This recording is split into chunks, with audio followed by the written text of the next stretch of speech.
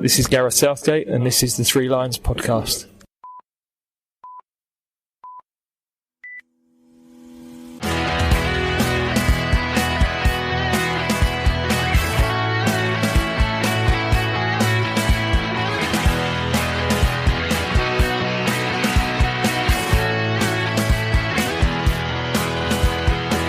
Hello and welcome to the Three Lions podcast. My name is Russell Osborne and this is an independent England football supporters podcast. Now you've joined us at the fourth episode in our series of England at the World Cup. A series that tracks how the Three Lions performed at the biggest tournament in international football. Now if you've missed any of the previous episodes, they and all the other usual Three Lions podcasts can be found at threelionspodcast.com or your chosen podcast provider. You can go back to the early tournaments episode, the one where we looked at 1930, 34 and 38, and also 1950 and 1954 can be found in that first chapter. They were the first two World Cups England participated in. Then we looked at 1958 in Sweden in detail with the assistance of Blackburn Rovers legend and former Three Lion himself, Brian Douglas. And then he joined me again to tell us about Chile in 1962. Again, a tournament like Sweden, one that he played in.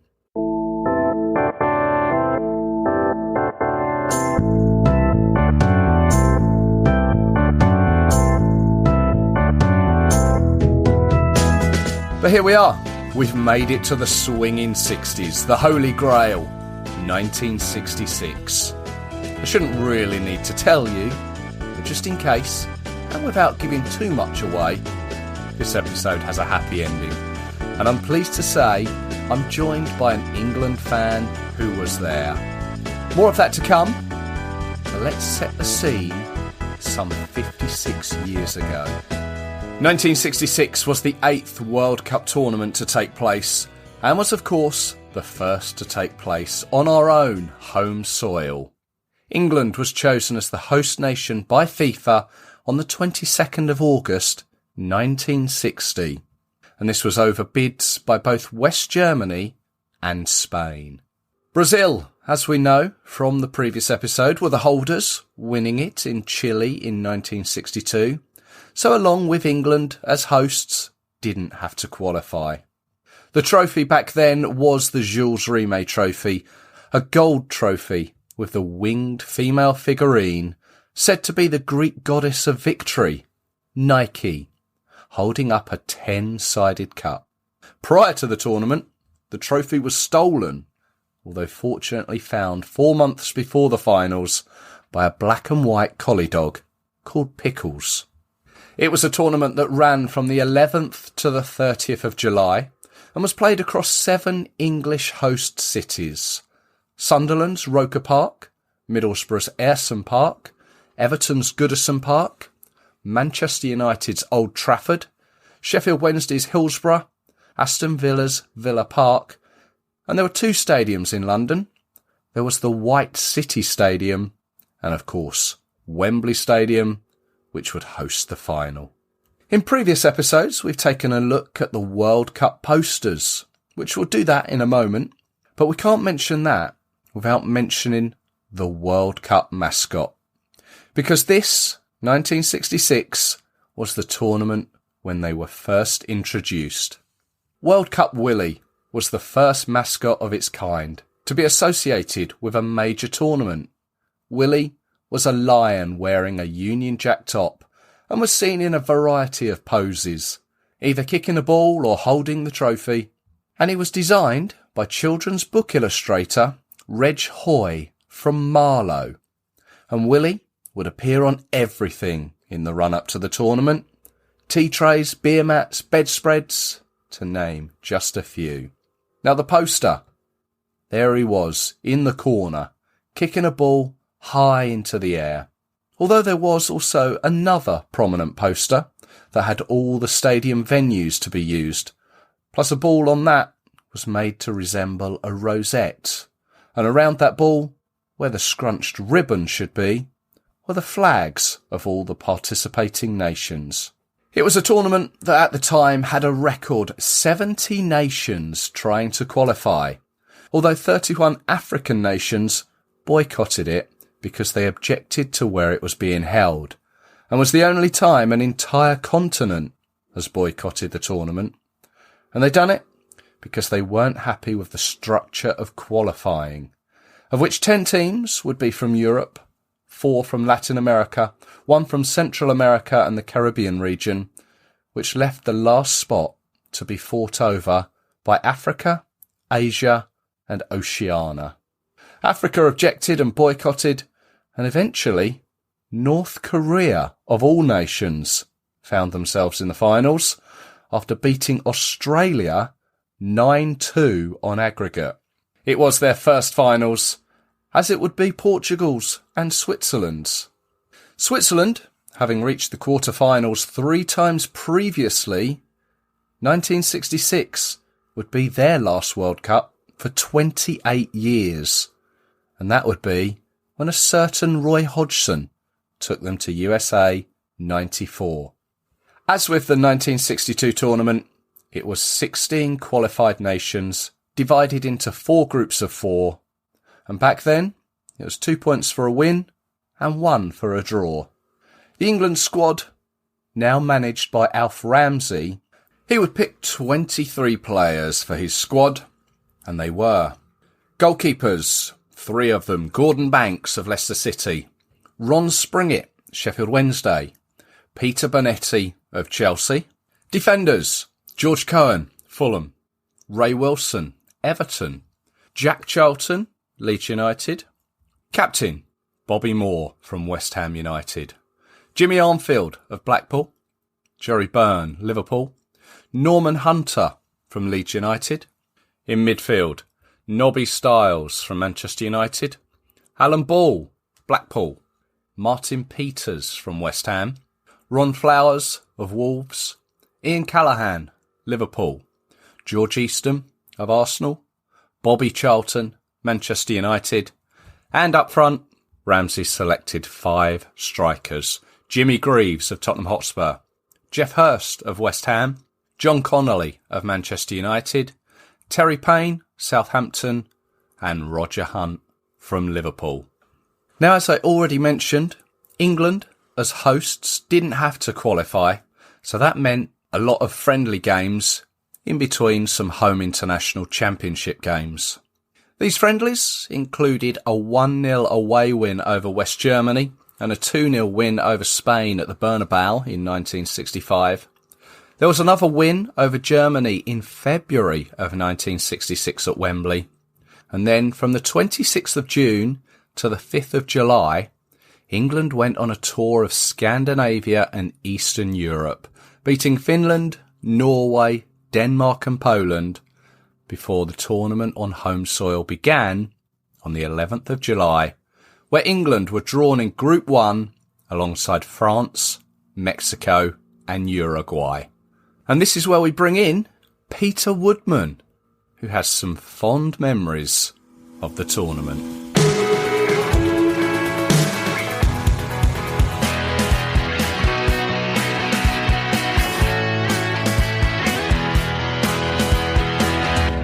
I'm delighted to welcome to the Three Lions podcast Tottenham and England fan Peter Woodman, who has memories of World Cup 1966. Hello there, Peter. Hi. How are you?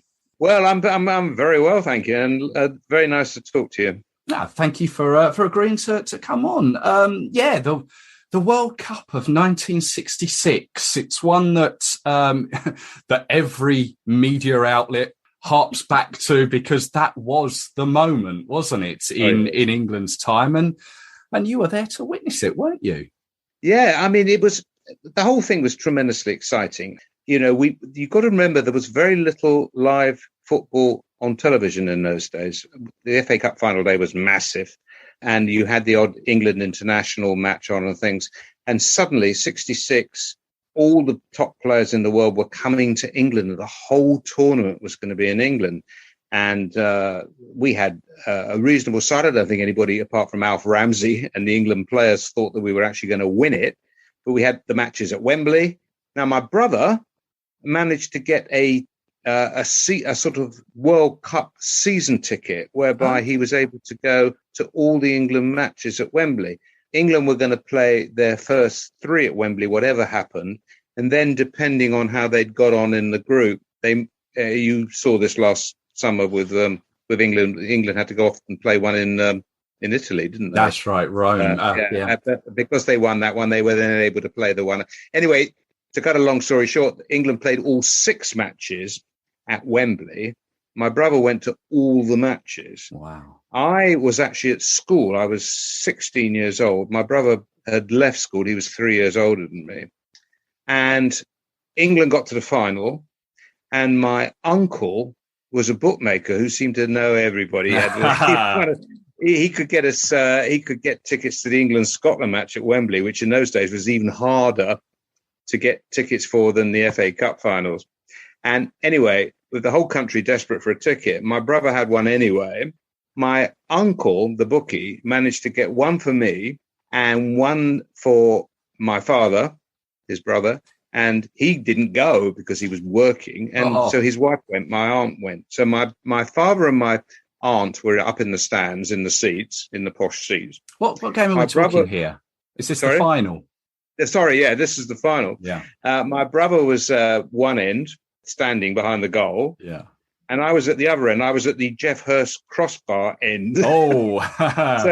So my brother and I walked up Wembley Way together. We got there about 2 hours early. We didn't know what to wear because it was 1 minute it was bucketing down with rain. If you look at the pictures of the match, 1 minute is raining, next minute the sun's out. Yeah. And anyway, it was just the most exciting day. I mean, let's go back a little bit. What do you remember about the build up to the tournament in the country?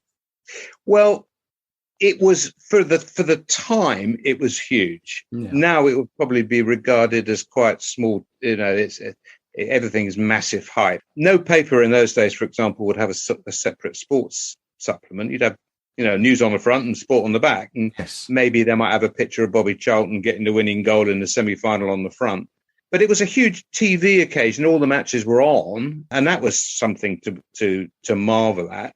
But the winning of the World Cup and the actual staging of the World Cup in England was then, although there was huge excitement and huge interest, was nothing like the interest and the coverage and the excitement that you would have, we had last summer and that we had again in 96. Yeah. It just wasn't in 66. But the interest, though, was enormous in that the television audience for the final was massive, about 30 million. You had pretty much means virtually everybody was in front of a television set. But the answer to your question shortly is that the interest was great, but nothing like it would be now. Yeah.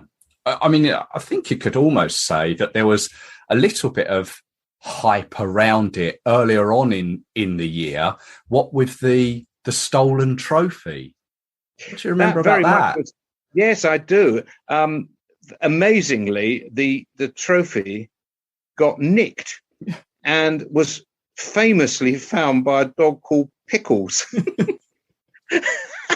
and this was a fantastic story, and it was that was a tremendous amount of publicity about this. I think it probably also actually helped with the general sort of awareness of people. Typical British, they may not be interested in football, but they like dogs. So, and this dog Pickles was sort of fated and was posed with the Jules Rimet trophy and everything. And it was a lovely story. Now I think it probably helped publicise the thing even more. Yeah, no, it's a great story. It's one that I've sort of looked into a little bit more. It's great. So yeah, there's the group games for England. To start with, it was a 0-0 against Uruguay, and it was pretty depressing. And also, Wembley was not by any means full up. I mean, really? I think they had about 7. Yeah, it was a Monday evening. I mean, the Queen came, opened the thing, and it was a pretty poor match. The Uruguay defended, and I think they were quite happy with the goalless draw. And England never really got going. I mean, they had quite a lot of possession, never really looked like scoring. It was an extremely poor match. And the only good thing about it was that they, they got a point. I mean, the Uruguayans were quite a strong side, but they didn't really go for it at all. And it was very, very defensive. And there was a lot of gloom around. I mean, some of the writers were saying, crikey, if they think England are going to, if they're going to return to this stadium in sort of, a week on, or 2 weeks on Saturday or whenever the final was, if they think they're going to win with this sort of performance, they've got another thing coming. And it was all rather a very low key start to the tournament. Yeah, England have got a funny way of sort of starting tournaments like that. I'm just thinking back to 1990. I think there was a 0-0, and in 96 there was a 1-1. Yeah. I think after that, it was always the sort of thing was, well, we didn't start very well in 66 either. So it was always, and that didn't turn out too badly. So I think, sometimes at the beginning you have to just get through the games, get a point here or something, or a 1-0 or something, like that. But I think at the time, everyone, football was pretty attacking in the 60s. It was just beginning to get a little. You had Leeds United to come up under Revie, and they were pretty grimly defensive and pretty dirty as well. There was a lot of goals scored. You had a lot of top goal scorers, who were big stars. And the idea that you sort of just played for a draw was, it was probably the 60s were probably the last decade when it was real flat out attacking football, really. And it became a bit more pragmatic and practical. But it was a very slow start to the tournament. Yeah.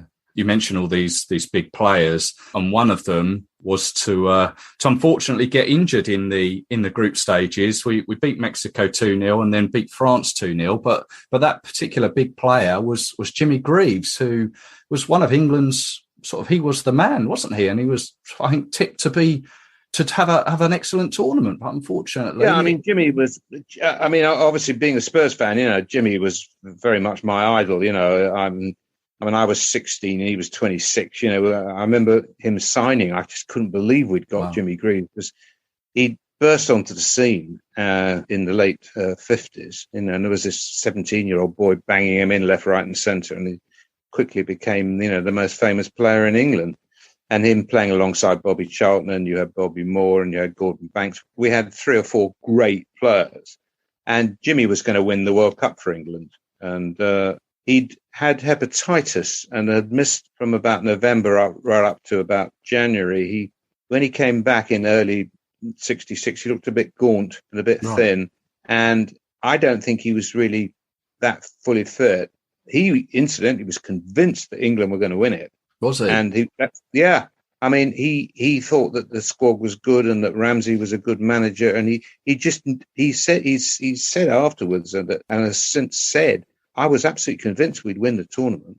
So obviously it was a big disappointment for him to get a really nasty gash. Yeah. It was a pretty nasty injury against France. I think it was one of the French guys hacked him down, and so he was out after the French game. So even though England had progressed through the group, then I imagine the feeling in the country maybe have been a little bit muted. I guess similar to the Uruguay game because of this injury, was it? Yeah, I mean, also the performances have been far from sparkling. I mean, the Mexico match started, and remember, at this point, England had played about 2 hours. It had an hour and a half against Uruguay, which had been pretty sterile stuff. And then the first half an hour against Mexico. Again, Mexico got a tremendous number of people behind the ball, and, England had a lot of possession. And then I remember they broke up an attack, and Bobby Charlton got the ball, because I had to watch all the early games on the telly. We were away at boarding school. I remember shouting, quick, break, don't hang around. And Bobby went beetling off with it and sort of started weaving in that wonderful way of his. He's sort of weaving his way around. And suddenly, he later said, I thought, well, if I got anywhere near the goal, I'd have a go.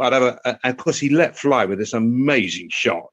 And remember, at this point, England hadn't scored, and it just flew into the top corner. And I think the whole nation suddenly thought, oh, finally, we've got going. Yeah. And then they were pretty much okay after that. And then they got another one at the end, and in the second half, and it was 2-0. But it hadn't been a great game. And then we played France, and that really wasn't a great game, except there was an incident with Nobby Stiles did a terrible foul on one of the French guys.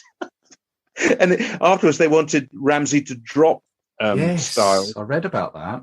It was quite a nasty foul, and my brother said that one of the little French guys in the crowd had leapt up at this point and pointed at Stiles and said, "L'assassin!" Assassin. You know? Assassin.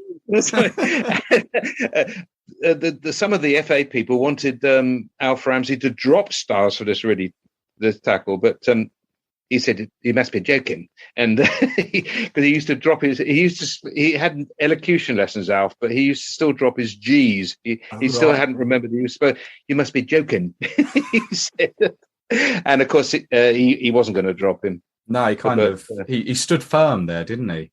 Oh yeah, he says it's no way. He says you can get rid of me if you were going to mean you're going to start picking the team or something. So they had the powers that be had to back down.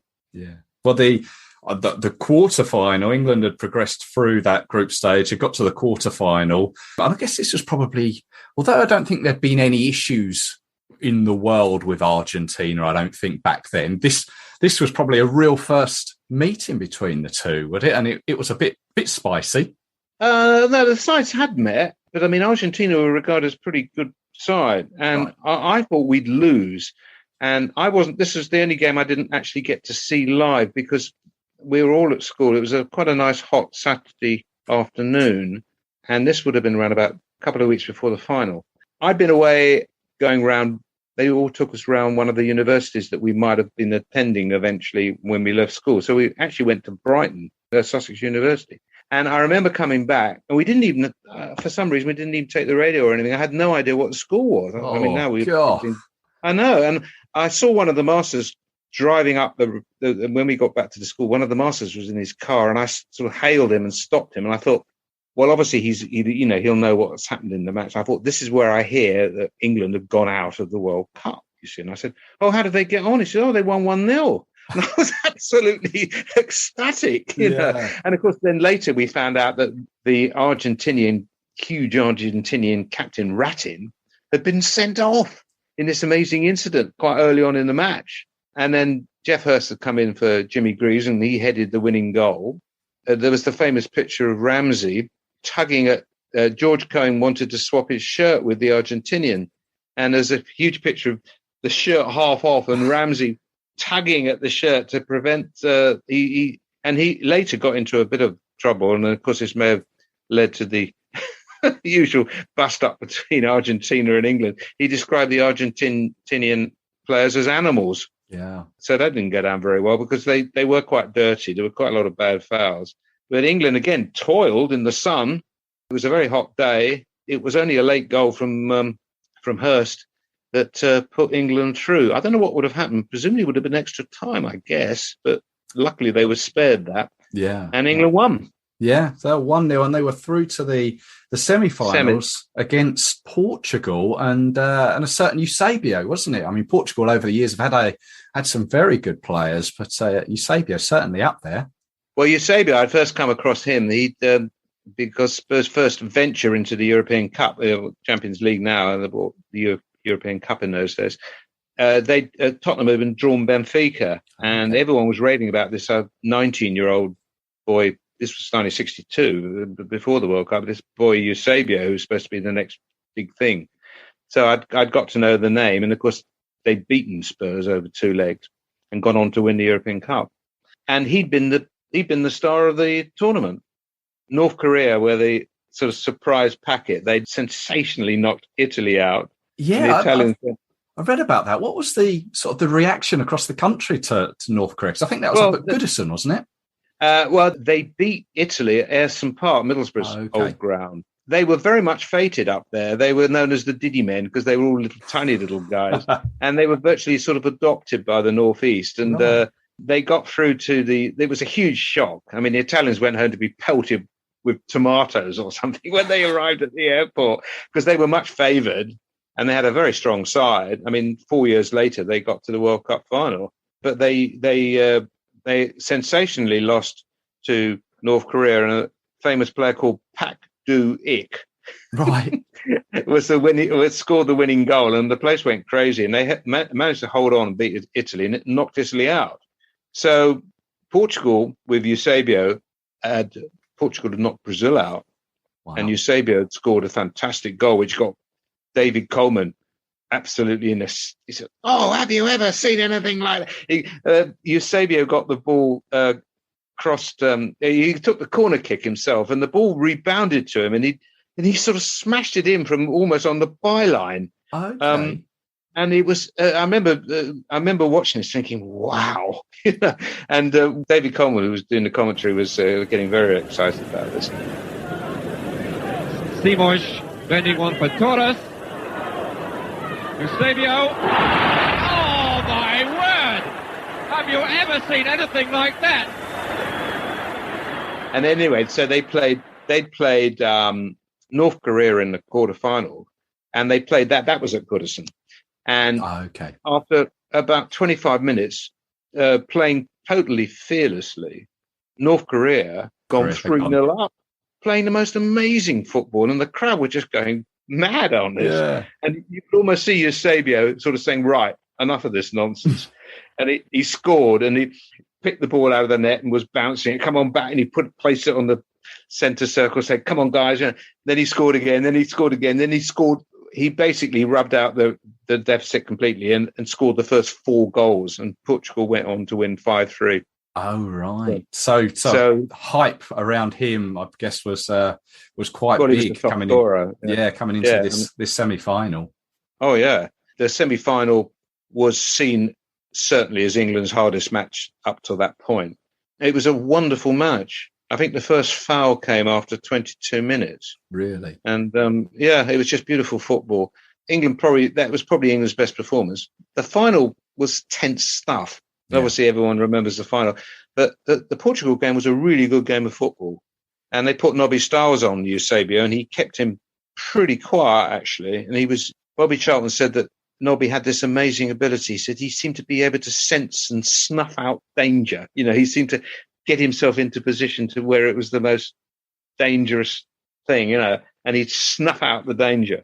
I say after this very sort of clean start to the match, I think Roger Hunt was put through, and the goalie slid out and sort of had to sort of push it away with his feet, and of course was miles out of his goal. And Bobby Charlton just came up and just passed the ball into the goal. Right. He didn't sort of smash it or anything. He knew that if he could just get it on target, it was going to go in. So he just cleverly passed the ball into the goal from outside the penalty area. Didn't try a clever shot or anything. Nothing. And that was 1-0. Right. And that was 1-0. It was a really good game. I mean, England weren't really hanging on.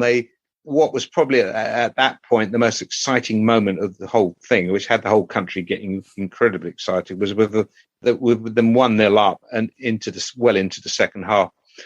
Hurst sort of got a good through ball and was able to control it, and he teed it up for Charlton, and he just sort of said, "Go on, Bobby, bury it," and Charlton just hit it like a bloody rocket. And the whole place went completely crazy. We were all going mad. I was watching it at school, and we were all going crazy. Charlton was such an incredibly exciting player, yeah. And his bald head at this stage, because the early stuff with Charlton, he's still got his hair, but by this time, it made him even more recognisable all around the world. If you go to somewhere in the world and say, "Oh, Bobby Charlton," "Oh yeah, it's England, Bobby Charlton," and everybody would know who you were talking about.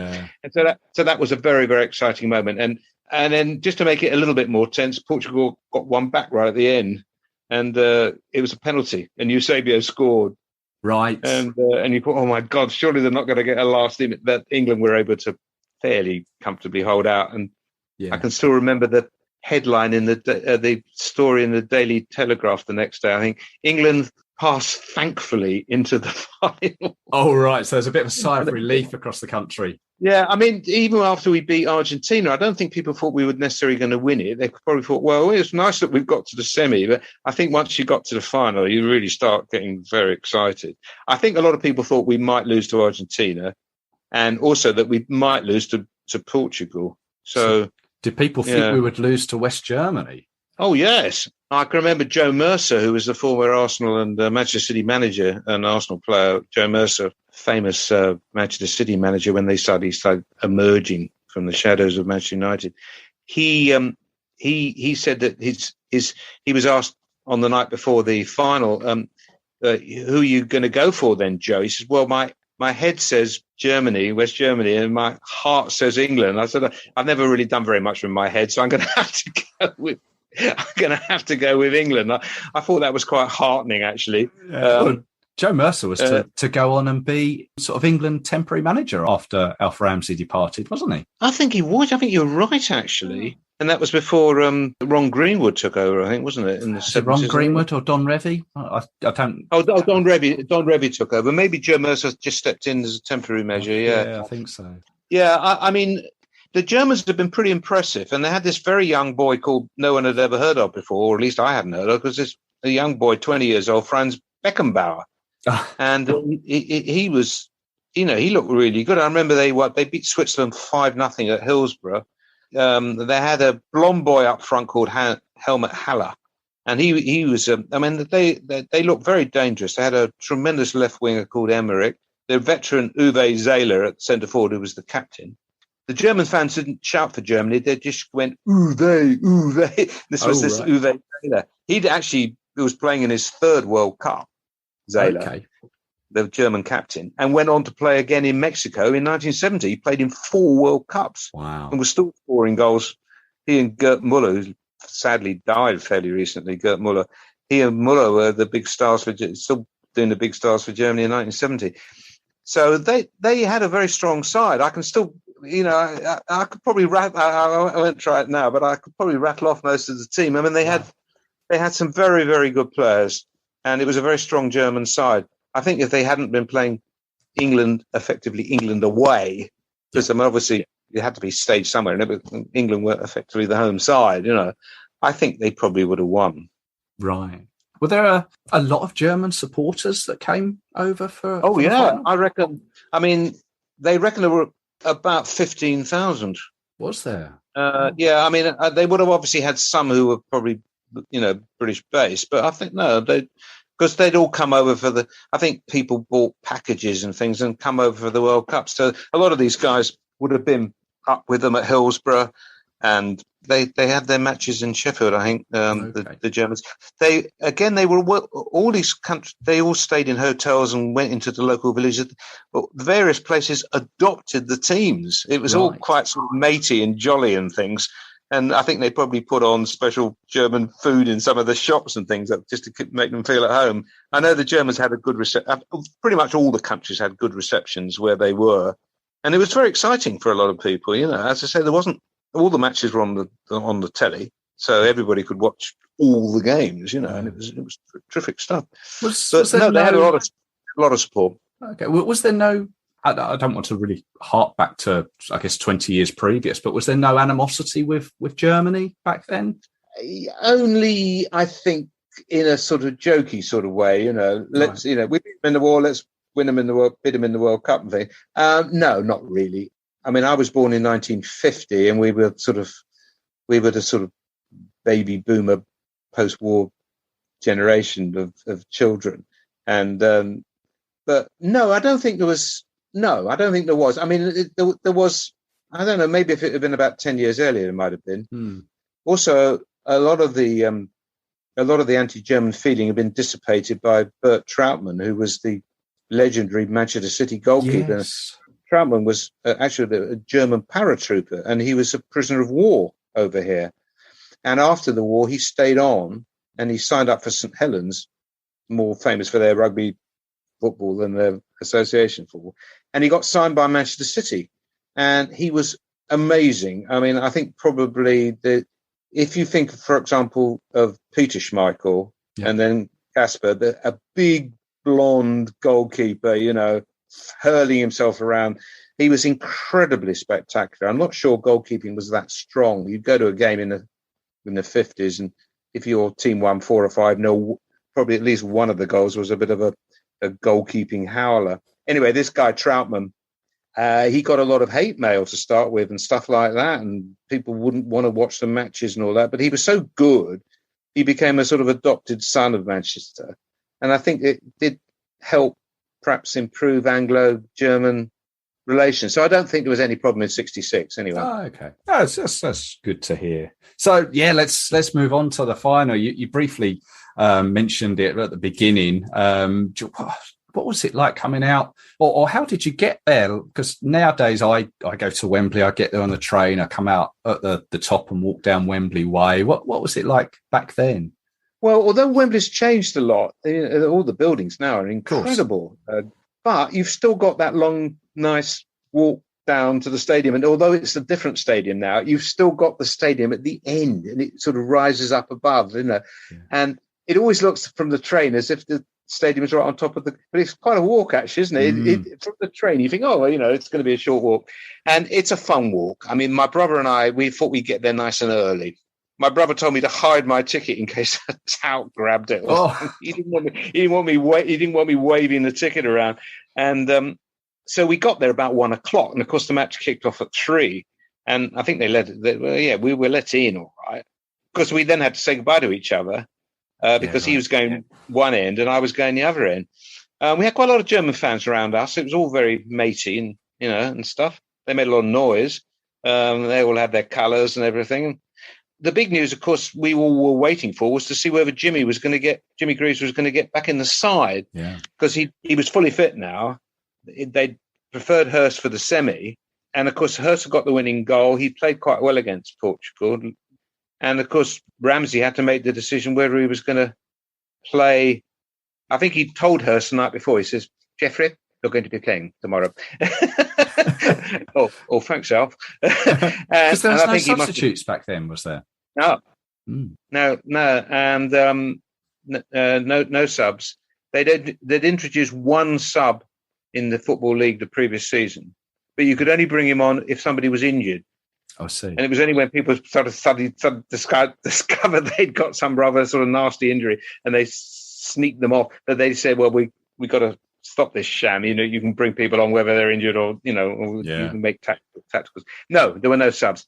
And Jimmy and all the rest of the squad, because remember there were 22 in the squad, they all watched fully clothed, not in any kit or anything, or behind the bench. So that was the big news. I mean, obviously I was hoping that Jimmy would play, but the news came and I thought, I'm just going to have to get on without him. And because, you wanted England to win and, it was disappointing for him. And you realised he was going to be absolutely devastated. He never really got over it, No, I know. And, missing out on the World Cup final. And also, as I said, one of the reasons was he was absolutely sure England would win.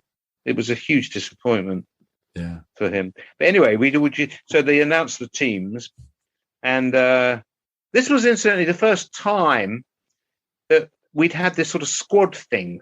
Normally, you'd go to see an England-Scotland match and they'd announce the teams the week before so that when you got the programme on the day, and I've still got some of these old programmes, the whole team was there. And, of course, there were no subs, so that lot would play.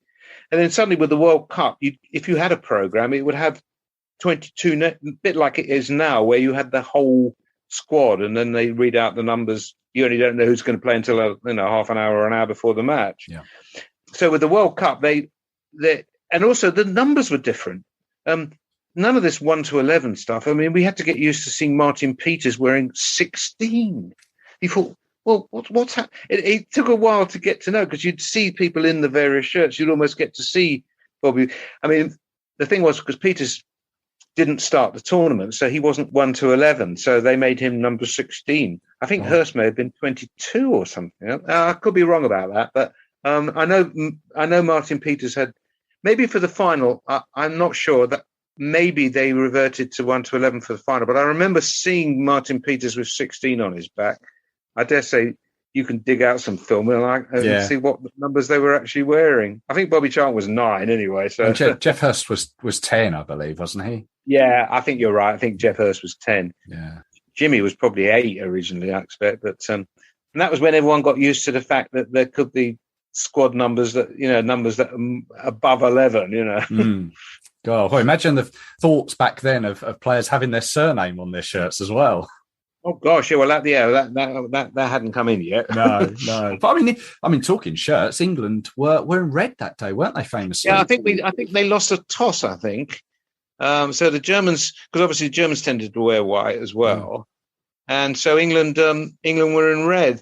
I don't think anybody had any red flags to wave. If you see films sometimes I saw a recent reenactment film, and they had the people around the country waving red flags and things. But in fact, nobody knew until the last minute England.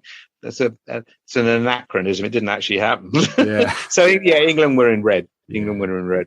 So I've watched the game since, and England were 2-1 up until the last minute, weren't they?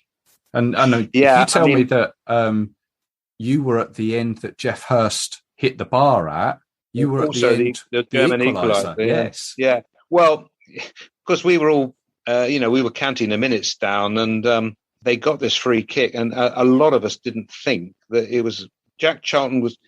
Charlton went to try and head the ball over the German player, who made a back for him, and it's always a difficult one for the referee. Did the player make a back for the other player and it's a foul, or did the other player lean over the other player, in which case it's foul? Anyway, we thought he got it wrong, and England lined up the wall and everything, and it was just outside the penalty area. And I think everybody around us thought, "Oh God, the Germans are going to equalise." Yeah. And the ball came in. There was a bit of a shout for handball, and the ball bobbled across, and they scored. And we thought, "Oh no, oh God!"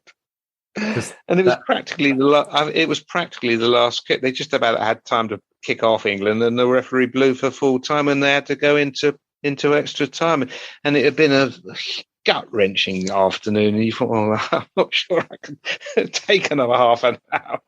Nowadays, I think it would have finished me off. I mean, there's only so much emotion you can go through in your life.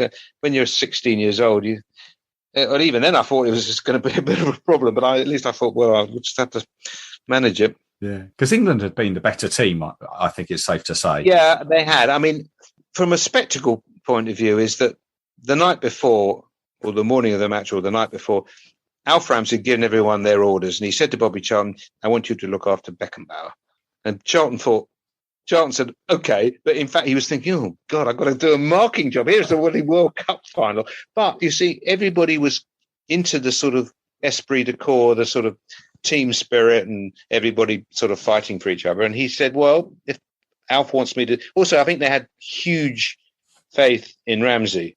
Yeah. And Charlton thought deep down, I've got to do a marking job. It's not exactly... This is a World Cup final, at Wembley. I've got to do a marking job. It's not great, but I'll do it. Alf's asked me to do this. He thinks this is, I think, the best way of winning the match is for you to sit on Beckenbauer, and so he did it.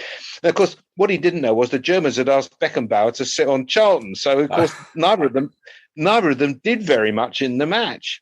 You see, Bobby, towards the end, England should actually have wrapped it up. They broke through with about 10 minutes to go, and it was 3-on-1, and the final ball through to Bobby was played poorly and slightly in front of him, and he sort of whacked at it and it went wide, but they should have wrapped it up. But you saw very little.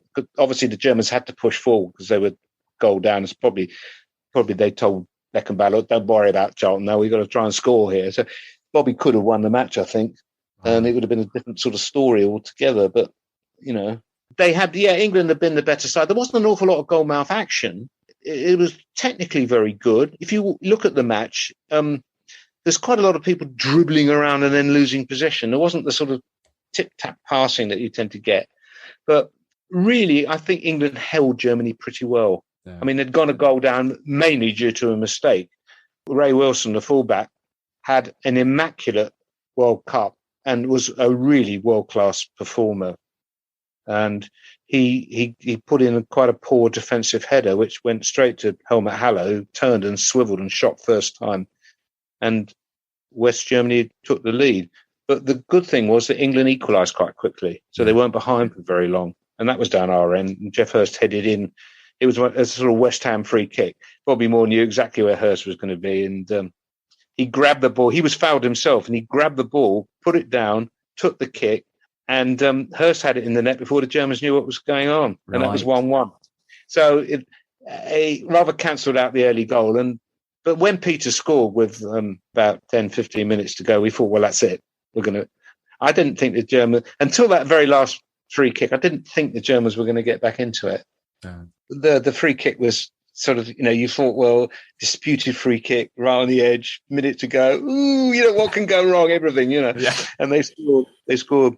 Yeah. I mean, extra time, again, I've seen the footage where Alf Ramsey sort of instructed his players to stand, didn't he? And he sort of pointed over to the Germans who were sitting on the floor. They were crackered.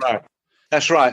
It was, I think the sun had come out. We'd had some pretty strange weather. It was quite showery at times. The sun had come out. It was grueling playing at Wembley anyway. People played on awful pitches. Then they got onto Wembley and there was the lush grass and everything. It was really grueling stuff. And one or two of the England players were sort of slumping a bit. And Ramsey said, get up. He says, look at the Germans. They're dead. And the Germans were all absolutely flat out. He says, now you've won it once. Now go and win it again. That's right. Yeah, famous great thing to say, And really, to be quite honest, England were much the better side. Alan Ball, particularly in extra time, just ran his socks off. And he had the most magnificent game. He was only 20 years old. Nobody knew much about this boy. He played for Blackpool, and he again wasn't one of the guys who started the tournament. If you look who played in the early matches, they used quite a lot of the 22 players. Ball wasn't one of the guys that everyone thought was going to be, one of the big stars. And he was up against Schnellinger, the German left back, who was a world-class player.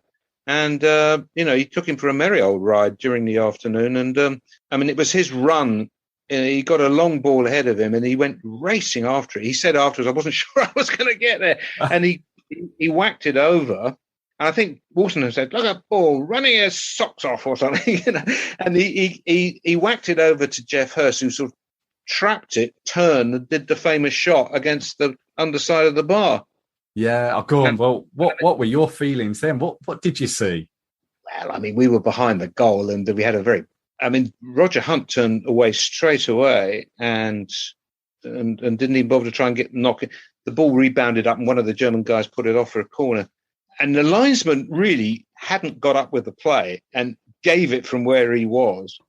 And I've always thought that I've never seen anything that suggested it was definitely over the line. No. And of course the Germans always say, "Oh, of course, it's not over the line." I know sneaky British types and all this, but I think the thing was though that England deserved to be ahead, and then of course right at the end, it wasn't the winning goal because Hurst scores again at the end. So that must have been a great view if you were behind the goal there, and you must have been looking down Wembley and seeing Hurst's back and it was. I tell you, I'll take you through it. As soon as England scored, as soon as the Geoff Hurst, the crossbar goal was allowed, the over the line goal, or was it over the line goal? Was it? I thought, oh my God, we're 3-2 up. I've got to go through all this agony again.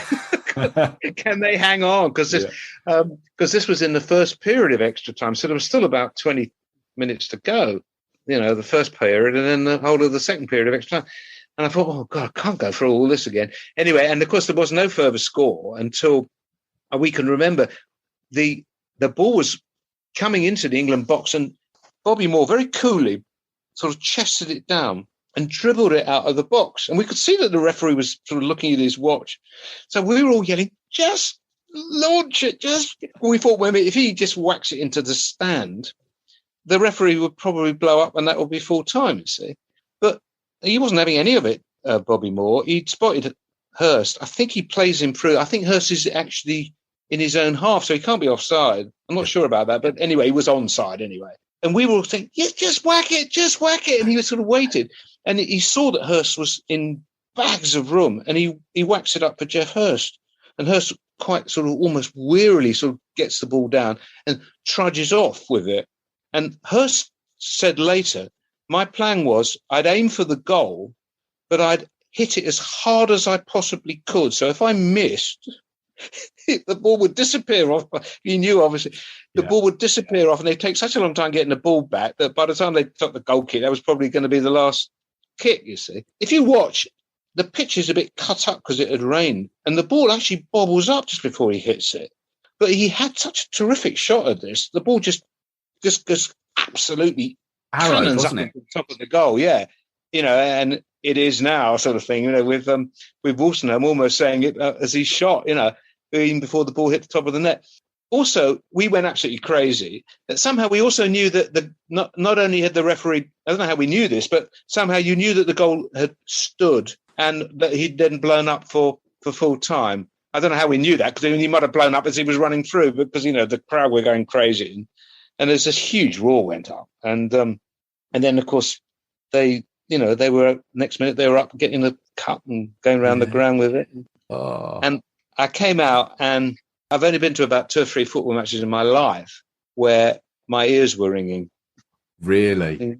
Yeah, you get you actually have a sort of. So, people who have tinnitus have this sort of thing all the time, but my ears were ringing. It's happened a couple of times with Spurs matches and things, but you get 90,000 people all yelling their heads off, and you come out of the ground and my ears were actually ringing. It was incredible. So, I mean, what, you must have met up with your brother after the well, game. funny enough, we ended up. I think we both left. I think most of the crowd didn't want to go. We thought, we better beat the rush. So we got down Wembley Way, and we actually met him on the station. Oh, right.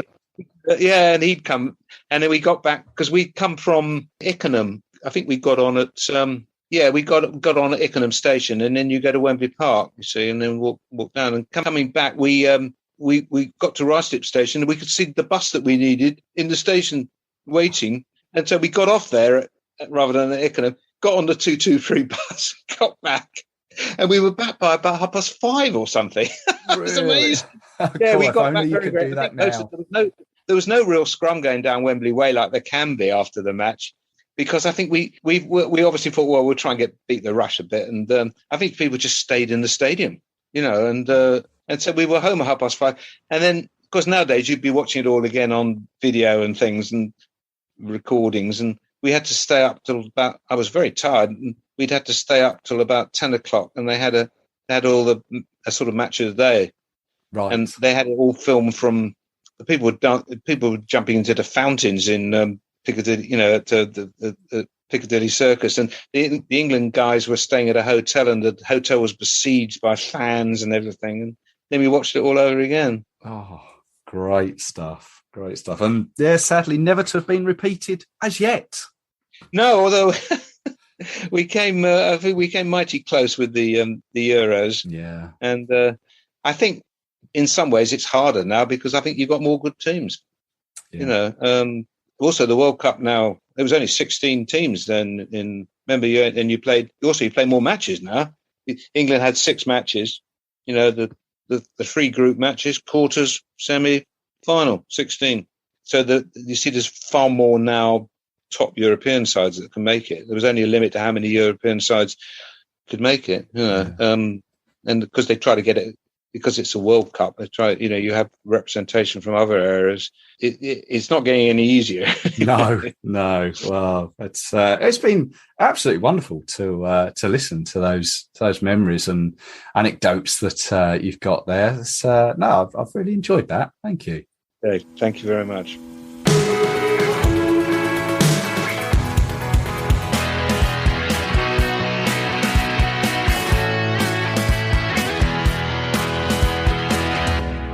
Oh, wow.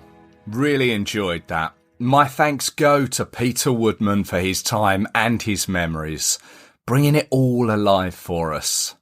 And for the vast majority of us, we can only go on word of mouth and grainy footage to experience England's finest hour.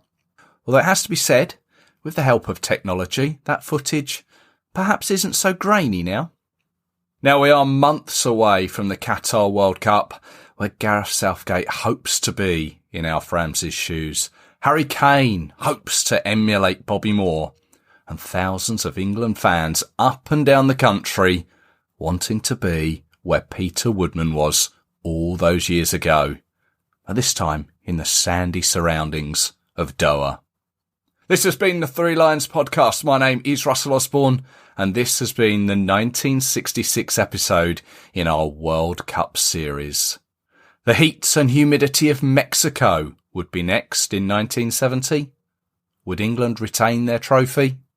Join me next time as I once again speak with an England fan who saw it with their own eyes. And I hope you can join me for it. So until then, take care of yourselves. Cheers.